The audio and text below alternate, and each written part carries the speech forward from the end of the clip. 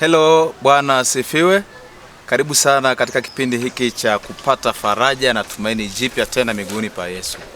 Mimi sijui unasikia ujumbe huu ukiwa unapitia mambo gani, lakini nachojua ni kwamba miguuni pake Yesu pana tumaini jipya tena kwa kila anayepakimbilia. Mimi ninaposoma Biblia ninaona habari za Mungu ambaye ameahidi na akatimiza ahadi. Wapo watu wanaosoma Biblia na kisha wanasema ya kwamba mimi siwezi kumwamini Mungu. Lakini mimi nikisoma habari zake na wale alioahidi akawatimizia ahadi zake ambazo ni za kweli, ninapata tumaini jipya la kumwamini.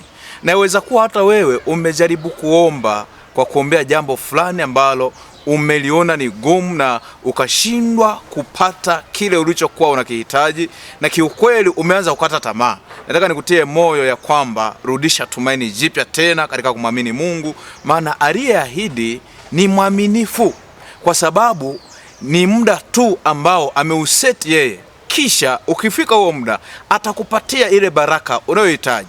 Nikisoma kitabu kile cha sura ya 21 kinaniambia habari zile za Mungu aliyeleta ile ahadi aliyomwambia Sara ya kwamba nitakupatia.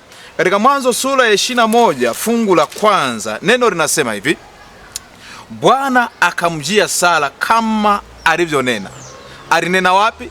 Tunajua kwenye sura ile ya 17 na 18 hadi 19 Mungu alizungumza habari za kutoa ahadi ya mtoto ambaye ni Isaka, katika mazingira ambayo walikuwa wamekata tamaa baba na mama. Lakini Mungu akahakikisha kwamba akamwambia Ibrahimu, Sara mwakani majira kama haya atapata mtoto. Na majira yalipofika, neno linasema Bwana akamjia Sara kama alivyonena, na Bwana akamfanyia kama alivyoahidi. Kwa ahadi za Mungu ni za kweli.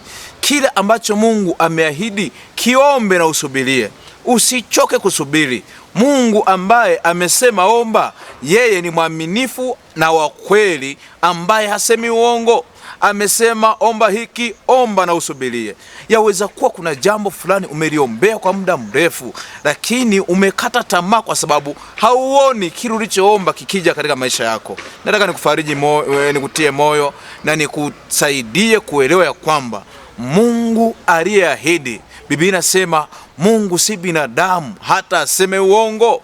Kwa nini si binadamu? Kwa sababu wanadamu wengi wamejaa uongo. Na kwa kuwa Mungu si mwongo, kile alichoahidi atatimiza. Kama ameahidi kuleta faraja katika ndoa yako, ukimuita ataleta faraja. Kama ameahidi kuleta uponyaji katika afya yako, ukimuita ataleta uponyaji. Ila wewe subiria wakati sahihi ambayo Bwana ataruhusu upate muujiza wako. Usikate tamaa, usichoke. Hata kama kuna jambo umeliombea kwa muda mrefu, acha kukata tamaa, rudisha tumaini, maana Mungu aliyeahidi ni mwaminifu tena wa kweli, ambaye atatenda sawasawa na alivyoahidi. Kama vile Sara ambavyo alikuwa amechoka, miaka imeenda, lakini vile nasema Sara aliamini ya kwamba Mungu anaweza akafufua hata mwili wake ambao una seli zilizokufa, kisha akamrudishia habari ya uzao. Na ndio maana Biblia inasema saa ilipofika, Sara akabeba mimba, akazaa mtoto mzuri anaitwa Isaka. Na alipomzaa mtoto, si kwamba Isaka alinyonya maziwa ya mama mzee. Mungu alirudisha system mzima ya mwili wa Sara, na aliporudisha system ya mwili wa Sara,